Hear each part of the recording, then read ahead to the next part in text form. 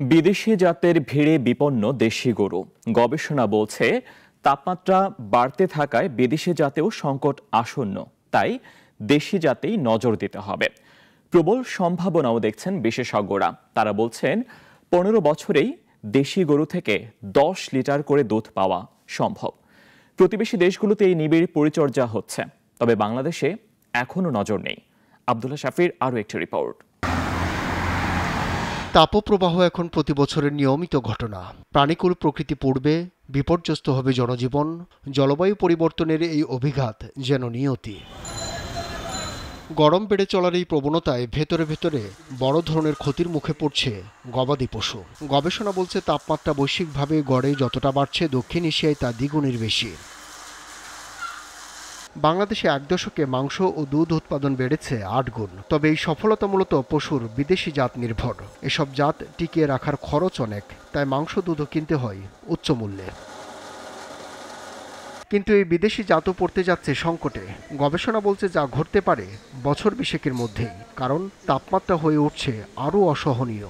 Existing অবস্থায় যে পরিমাণে ক্রসব্রিডের উপর যে থ্রেট, যে হিট স্ট্রেস বা অন্যান্য যে কমফোর্টের যে ক্ষেত্রে যে অসুবিধাগুলো হচ্ছে এবং অ্যানিম্যাল ওয়েলফেয়ারের ক্ষেত্রে যে জিনিসগুলো আমরা এনশিওর করতে পারছি না, ভবিষ্যতে আরও এটা চ্যালেঞ্জিং হয়ে যাবে।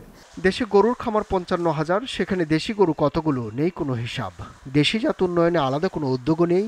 ভারত, পাকিস্তান, নেপালে নিজস্ব জাত সংরক্ষণে বিনিয়োগ আছে, সুফলও মিলছে। আমরা চাচ্ছি এটার থেকে বেস্ট টু বেস্ট সিলেকশন। এটা কিন্তু দুধ কিন্তু অনেক ভালো। এটা প্রতি 11 মাসের মধ্যে একবার করে বাচ্চা দেয়।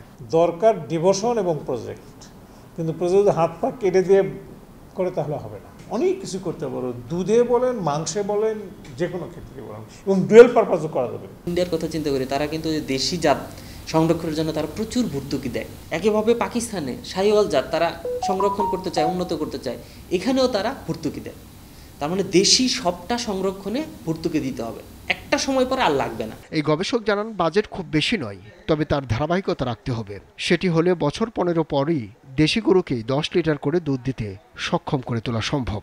একটা ভালো বুল যদি ধরেন ওই বছর যত বাচ্চা হলো সবগুলোতে ধরেন এইরকম 5টা বুলের ব্যবহার হলো, তাহলে কি হবে যে এই 5টা বুলের কারণে ওই বছর যদি ওখানে 1 লাখ বাচ্চা হয়, 1 লাখ বাচ্চার গড় দুধ উৎপাদন কিন্তু গড়ে 1 লিটার করে বেড়ে যাবে। এক জেনারেশন পরে 2 লিটার থেকে 3-এ গেলাম, এক জেনারেশন 4.5 লিটার, 2 জেনারেশন 5.5 লিটার হলো তৃতীয় জেনারেশন। তার মানে তৃতীয় জেনারেশনে 4.5 লিটার চলে যাওয়া যাচ্ছে, সম্ভব, পসিবল, সম্ভব। তাহলে এরকম যদি 4-5 জেনারেশন চলে যায়, মানে 4-5 জেনারেশন যেতে আপনার 10-15 বছর লাগবে, তাহলে 10-15 বছর পরে আপনি গরুর একটা ভিন্ন রকম একটা জাত পেয়ে যাবেন। সম্ভাবনাময় দেশি গরুর 5টি জাত: red Chittagong, north Bengal grey, Mir Kadim, Hili black ও পাবনা ক্যাটেল। বিশ্বের সবচেয়ে দামি ষাঁড় বেলজিয়াম ব্লু। বিজ্ঞানীরা বলছেন সে ধরনের ষাঁড়ে পরিণত করা যেতে পারে বাংলাদেশের মীর কাদিম জাতের গরুকে। এই মিস্টার প্যাসকেল লিডার যখন আসছিল, তারা বেলজিয়াম ব্লু তৈরি করেছে। তারা কিন্তু এই যে পিছনের এই বায়োস্টেট ইঞ্জিনের এই অংশটুকু দেখে কিন্তু বলেছে যে এটা কিন্তু মনে হচ্ছে যে তোমরা এটা নিয়ে যদি গবেষণা করো, একটা লং টার্ম প্ল্যান করে গবেষণা করো এবং বেস্ট টু বেস্ট সিলেকশন করো, তাহলে কিন্তু এখান থেকে একদিন হয়তো আমরা বাংলা ব্লু পেয়ে যেতে পারি। প্রাণী সম্পদ অধিদপ্তরের তথ্য বলছে 2003 থেকে 2018 সাল পর্যন্ত বিভিন্ন সময়ে দেশি গরুর জাত উন্নয়নে একটা বাজেট প্রস্তাবনা দেওয়া হয়েছিল, কিন্তু সরকার সেটি গুরুত্ব দেয়নি। ফলে থমকে গেছে সেই গবেষণা উদ্যোগ।